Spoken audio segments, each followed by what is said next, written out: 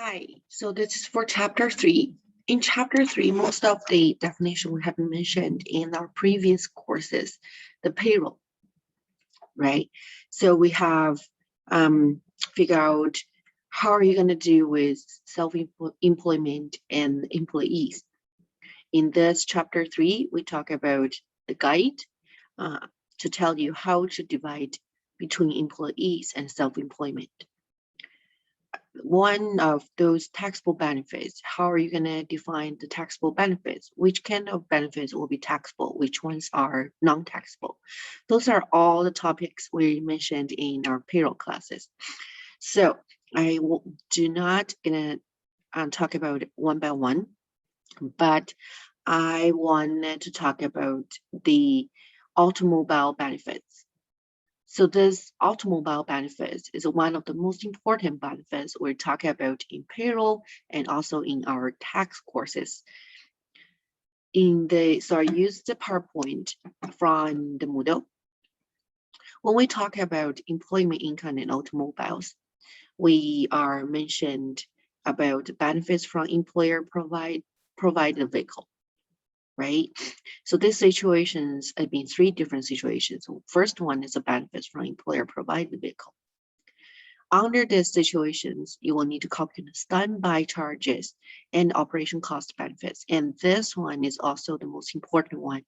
We actually do our practice and see the examples and most of the common scenarios you will see in your real life.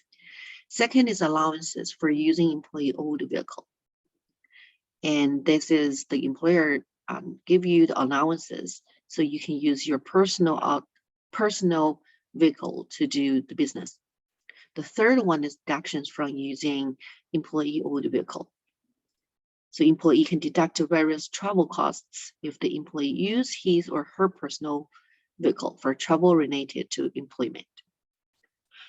Okay, so basically we're gonna pay attention to the first one, benefits from employer provided vehicle.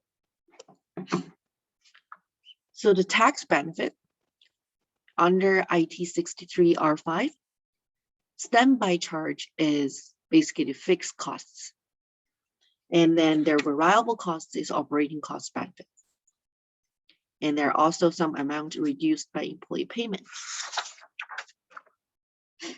So in the standby charges, this benefit is assessed under the ITA 61E. It is reflect the fixed cost of owning an automobile. But we will find that the amount assessed can vary with the amount of personal non-employment usage of the vehicle. So it depends on the period of availability. We're going to talk about that formulas later. Right? When you calculate your standby charges, even though the rate, the 2% is a fixed one, even though the costs of the standby charges is a fixed one, but still it can change and always changed because of the amount of personal usage and also the non-employment usage of the vehicle.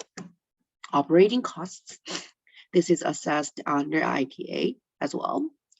And as the name implies, it inflects the cost of operating of the vehicle. It is not based on the employer's actual costs. It is assessed at a fixed rate for each kilometers that employee drives for personal or non-employment usage. So when you calculate your benefit, it closely related to your personal usage, right? Because we're going to see this if it's over 50% for personal use or if it's lower than 50% of the personal use. Now,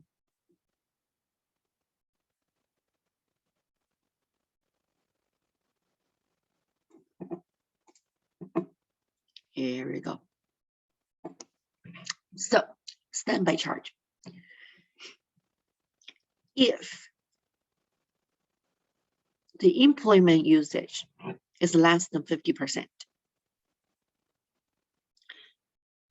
then the formulas to calculate your employer owes cars, the standby charges will be 2% times cost of the car times month of availability. When you calculate the months of availability, you basically focus on the available days, divide by 30, and run to whole numbers. That's why when you see the examples from our book, they always use a rounded number, right? But please remember that if it's more than 0.5, this amount is rounded down rather than up. So say it's 10.5, it will be 10. But it's 10.6, it will be 11. Okay, so that is the rounded rules. So the cost of the car is the amount you paid. It doesn't matter regarding the market value of the car. It's the cost of the car is the original costs you spend on the car. Availability, we just talked about it, right? Made available. So I think this is for standby or less than 50% usage. So this is more than 50% of your personal use. So watch out for the question, because sometimes they told you it's less than 50% of personal usage, right? So for employer leased vehicle, the calculation will be 2/3 times the lease payments for the year excluding insurance. Insurance is not included when you calculate your automobile benefits. But remember the GST, HST will be totally included into your lease payment. Okay, it's always with your GST, PST, HST. But the insurance costs are excluded because the CRA will just consider the insurance costs a part of the operating cost benefits. So remember the formula for employer leased cars. Availability is the same rules for running. If it's 0.5, you run for 10. If you're going down. If you more than 0.6, you will go up. We are talking about, when you talk about leased vehicle, it's a little bit tricky. Then the vehicle has been owned by the employer. It's because of the availability factors. The availability factors is the numerator is the number of days during the year the vehicle is available to the employee, and denominator is the number of days during the year for which lease payments were made. So when you take a look at your book,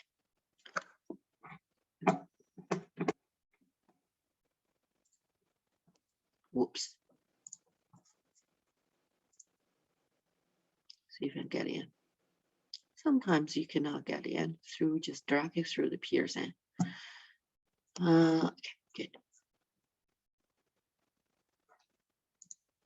Oh, there you go.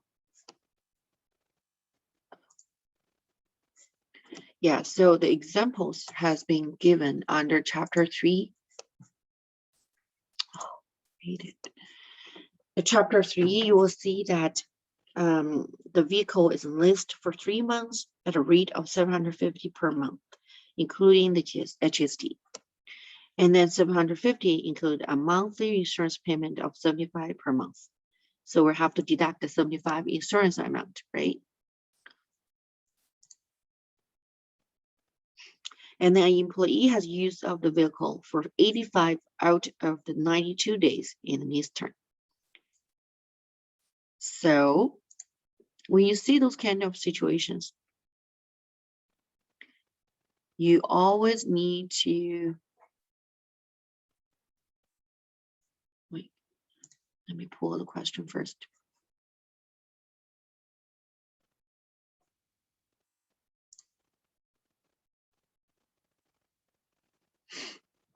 Here we go. Okay. So when you first see the questions, you always need to focus on, because it's a leased vehicle, then you start with the lease payment, right? So you need to know the lease payment. The total amount is $750 per month, right? Because it's per month, and this for 3 months. We need to use the 3 times the total amount per month. But because 750 already included insurance payment, so we have to use 750, deduct $75, and then times 3. That will be your vehicle list terms, the total costs. And then you times the availability factor. When you do your availability factors, we divide by 30. Remember that? We always use the days, right? By dividing the number of days is made available by 30. So we have our 85 is our is employment use. So we use 85 divided by 30, and also their total available for use in the list term is 92 days. So 92 days divided by 30. And you can just, because the 30 and 30 can be just deleted. So it turns out it's 85 divided by 92. So that's how you calculate vehicle benefits under a list car. So GST and GST included, right? Yeah. So standby charge reduction. When you when the employer provide this automobile for employee, it's always used by the employee for a combination of personal activities and employment-related activities.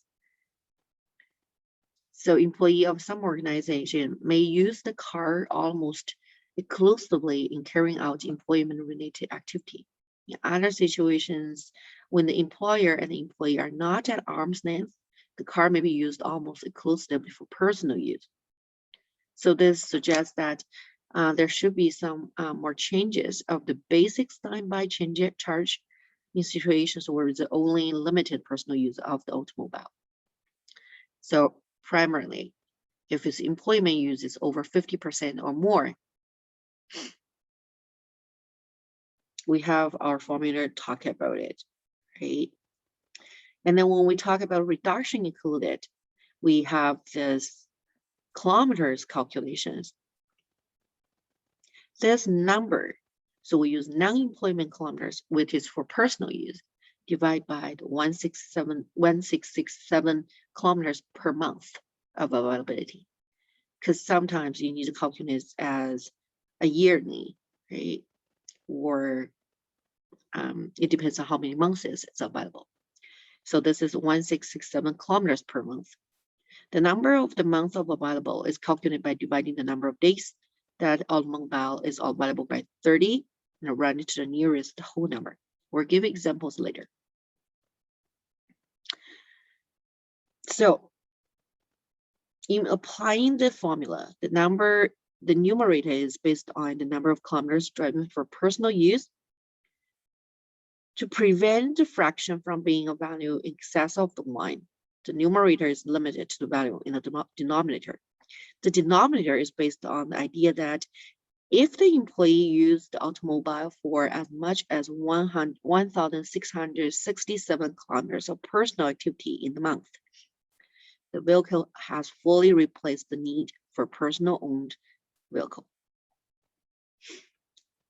So if personal use is more than 50%, there's no deduction. Okay, so we watch out for our first slides we talk about is always start with if it's more than 50% of employment usage. So if it's more than 50% of personal usage, there's no reduction.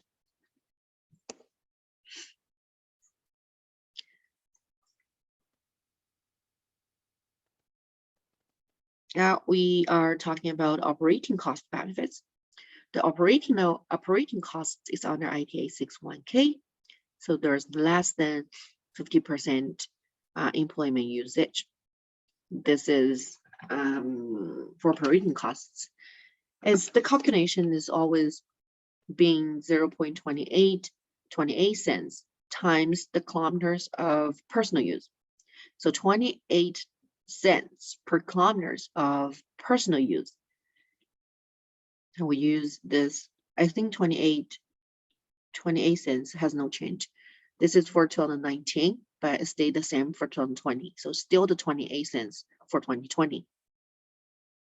Primary employment usage is 1/2 of a standby charge if the employment usage more than 50%. Okay. Now, so this is a tax planning for employer provided the vehicle.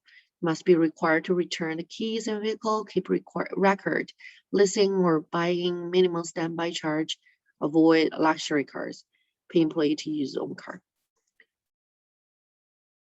We are going to go through, I'll go to the book.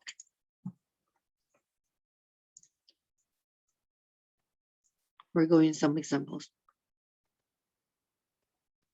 Okay. The figure 3-2 is a very useful chart. It summarized all of the automobile benefits for calculation.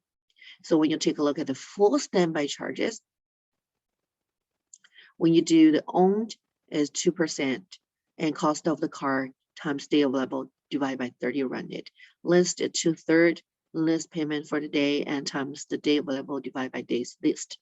They're also including all the GST, HST, PHST, but excluding any insurances in this payment. So this is for full standby charge.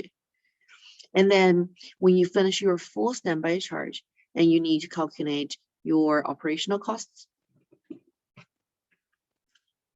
right? The operating costs, you compare the lesser of the regular and alternative. So if the employment usage is more than 50%, then you do a comparison. So you use your operating cost using 28 cents times your personal use kilometers, and then compare to the 1/2 of the standby charge. So which one is lesser? You're going to use that numbers to add into your total amount. If the employment related usage is greater than 50%, so you use your personal used kilometers divided by 1,667 times the full standby charge. So that will give you a reduced standby charge. Okay, now we're going to have a good examples. Employer owned vehicle. We see the cost of the automobile is 30,000 plus the 3,900 HST. So you have your cost of the vehicle. You have your days available for use is 310 days per year. Right? It's out of 365 days. And the total kilometers for driving is 30,000. Personal kilometers driven is 16,000. So we use our 16,000 divide by 30,000. So you will know what's the rate. We use 16,000 divided by 30. So it turns out it's 53%. So personal use is more than 50%. That's what is come out of the employer's business. So the employment related activities is less than 50%. Right. Now we start with a question. We're going to calculate our standby cost.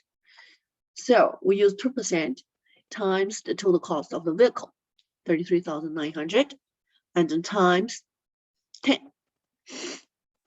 Because you use your 310 as your total days divided by 30. Just run it up to 10. So that's your availability of the days. So you come out with your standby 6,780. Now we need to do standby charges. There's no change if it's more than 30 or if it's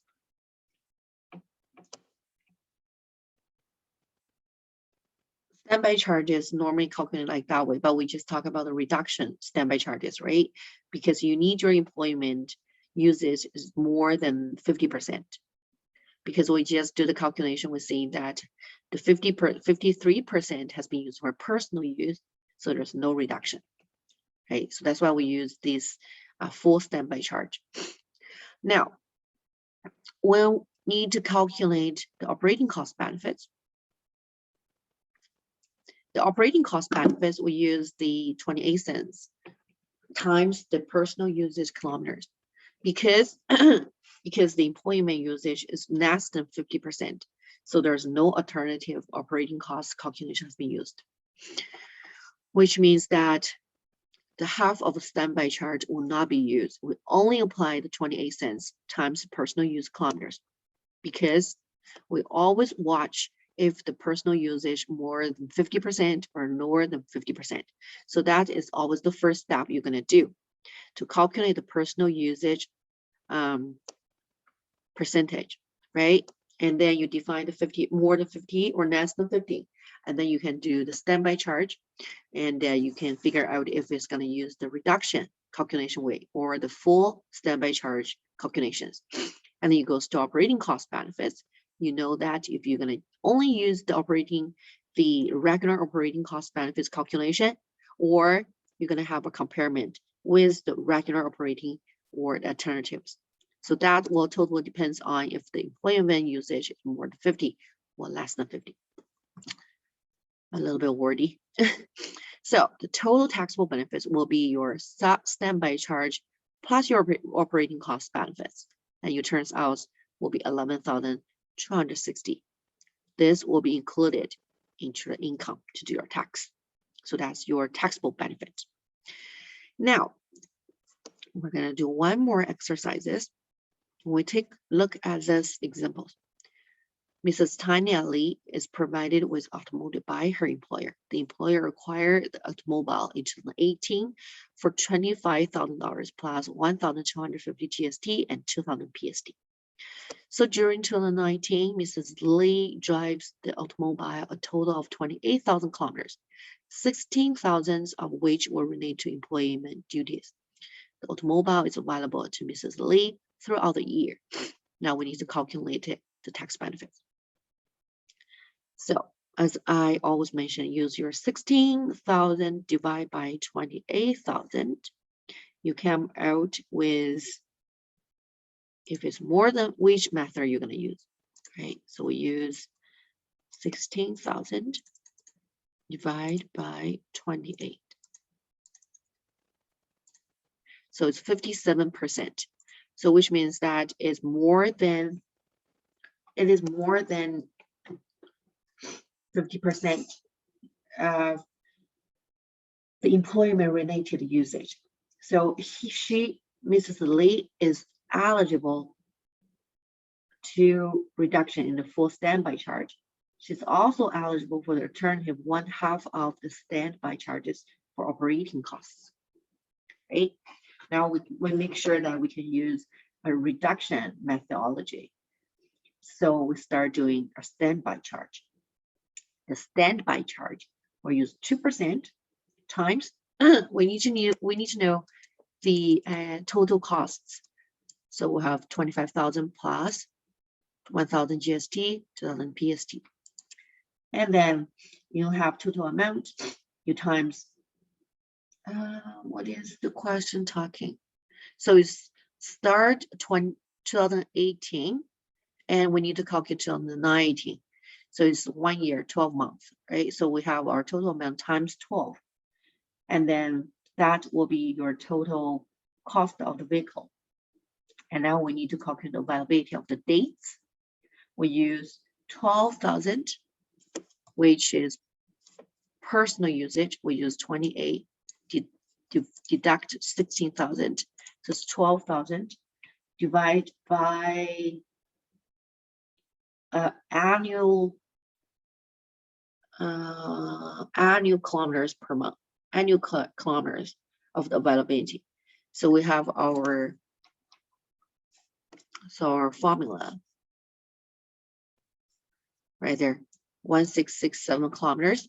We times 12 months, so it turns 20,004. Right, so that will be the number we're going to use because it's for a whole year. Right, so we use our personal usage kilometers as 1 to 12,000 divided by 20,004. So that will give you your standby charge, and then we can calculate the operating cost benefits.